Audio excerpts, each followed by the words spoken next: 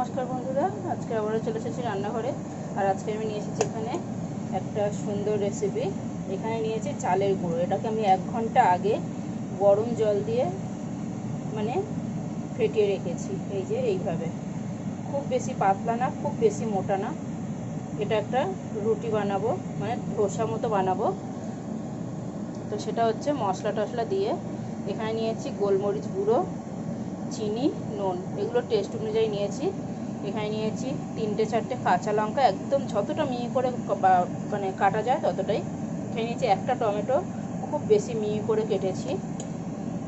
একটা নিয়েছি ছোট গাজর, গ্রেট করে নিয়েছি। আর এখানে একটা ডিম নিয়েছি। চালের গুঁড়োটা অবশ্যই কিছু দিইনি আমি, একদম প্লেন। তো আমি এই বাটির মধ্যে সব কিছু ভালো করে মশলা টশলা দিয়ে ডিমটাকে আগে এই বাটির মধ্যে ফেটিয়ে নেব, তারপরে আমি চালের গুঁড়োর সাথে মিশাবো। একটা বাটির মধ্যে আমি সব কিছু মশলা ঢেলে নিয়েছি। এই সবজিগুলোর সাথে নুন চিনিটাকে খুব ভালো করে মিক্স করে নেবো, যাতে ডিমটা দিলে ডিমের মধ্যে জলা না হয়ে যায়। এরপরের মধ্যে ডিমটা ফেটিয়ে দেবো। এখানে আমি ডিমটাকে দিয়ে খুব ভালো করে ফেটিয়ে নিয়েছি। এবার আমি এটাকে চালের গুঁড়োর ব্যাটারের মধ্যে ঢেলে দিলাম। এবার আমি এটাকে খুব সুন্দর করে এইভাবে ঘুরিয়ে ঘুরিয়ে ফেটিয়ে নেব।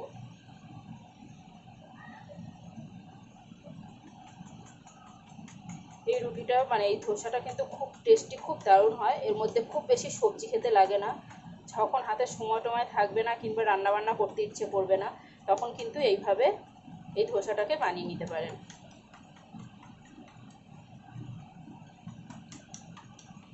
ওদিকে আমি একটা তাওয়া বসিয়ে দিয়েছি। আর এখানে আমি নিয়ে নিয়েছি একটা বাটিতে একটা ব্রাশ, আর এখানে ঘি আর তেল মিশিয়ে নিয়েছি।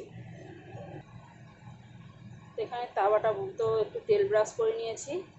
আর এখানে ব্যাটারটাকে আমি বেশ 2 মিনিট ধরে ভালো করে ফেটিয়ে নিয়েছি। অবশ্যই ভালো করে ফেটাতে হবে, কারণ ডিম আছে।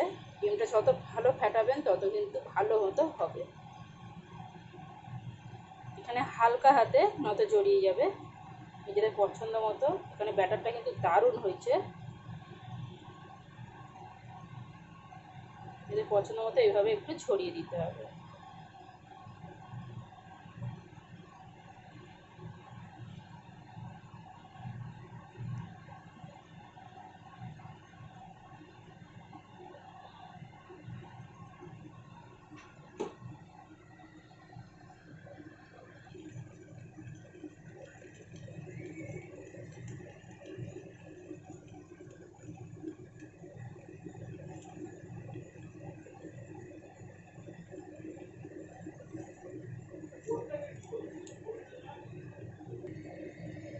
তো এখানে দেখুন বন্ধুরা, আমার কিন্তু একটা প্রথমেই একদম কমপ্লিট। এই যে খুব ভালোভাবে উঠে যাচ্ছে।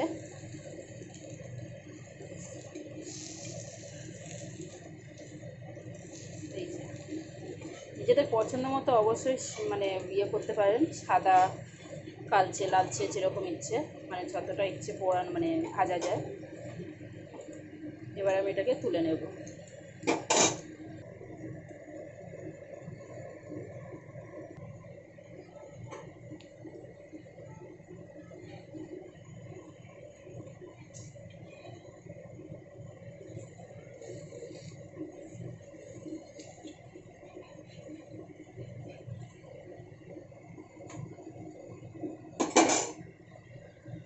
আমার আজকের ভিডিওগুলো কেমন লাগলো বন্ধুরা, অবশ্যই একটা লাইক কমেন্ট শেয়ার করে জানাবেন। ভালো লাগলে আমার চ্যানেলটাকে সাবস্ক্রাইব করবেন। বন্ধুদেরকে অনেক অনেক ধন্যবাদ আমার ভিডিও দেখার জন্য। এইভাবে আমি সব ধোসাগুলো রেডি করে নেব। আমার অনেকগুলো বানানো দেরি আছে। তো ভিডিওটা আজকের এখানেই শেষ করছি। টাটা বন্ধুরা।